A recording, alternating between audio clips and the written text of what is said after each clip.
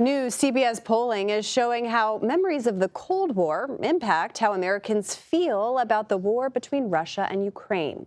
36% of people between the ages of 18 and 49 view Moscow as an ally. That number drops to just 20% for people aged 50 and older who grew up during that conflict. Let's bring in CBS News Executive Director of Elections and Surveys, Anthony Salvanto, to break this all down for us. Anthony, good to see you. We appreciate it. It's fascinating, this generational divide that we're seeing here, and it's really informative. We're 2 years removed from Russia's invasion of Ukraine. Break down how Americans are feeling about this war at this point. How you doing, Caitlin? Well, yeah, it starts with this. Your basic split on should the U.S. supply weapons and aid to Ukraine, and it's a pretty tight split. But when you look a little closer, well, here's what really stands out. People who think that that aid would be effective at stopping Russian military action in Europe are way more likely to support U.S. aid to Ukraine. So that in turn leads me to think, well, what shapes your views on Russia, right? And that leads to that chart you just showed at the top, where people are more likely to consider Russia an enemy of the United States if they're older, over age 50 in this case. So I wondered, well, is that a function of having grown up or experienced more of the Cold War, right, through the 1980s? Well, sure enough, when I asked people, did the U.S. win the Cold War? Looking back on it, yeah, as you might expect, more people over age 50 in this case think the U.S. won, and there's more people who say flat out that they don't remember well enough if they're under 50, or that the U.S. neither won nor lost. Okay, well, how does that then connect up?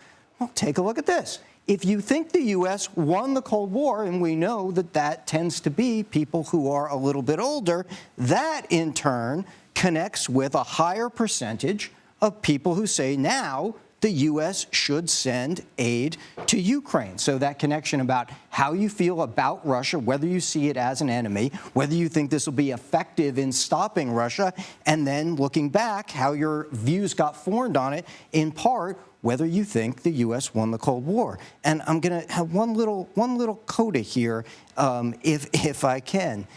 When I ask people then, okay, if you think the U.S. won the Cold War, what president did the most to win out of those presidents during it? Well, far and away, the number one answer there is Republican President Ronald Reagan.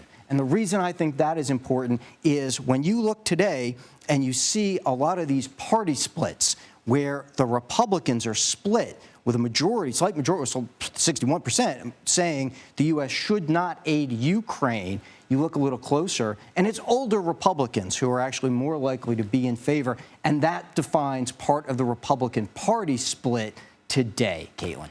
Yeah, and that's been something that has been defining this issue heading into the election as well. Another issue that involves a generational divide is how younger Americans are feeling about the current conflict in Gaza. I'm curious, this seems like an issue that President Biden is going to have to really deal with heading into the election.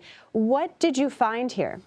Indeed. And I'm going to scroll to this slide since you brought up generational or at least age differences. Well, Joe Biden's overall approval rating and his approval rating on handling the conflict between Israel and Hamas are down from February among those in the age 18 to 29 bracket. You look at these drops, right? From 55 to 43 overall, and that coincides with a drop from 51 to 40 on handling Israel and Hamas.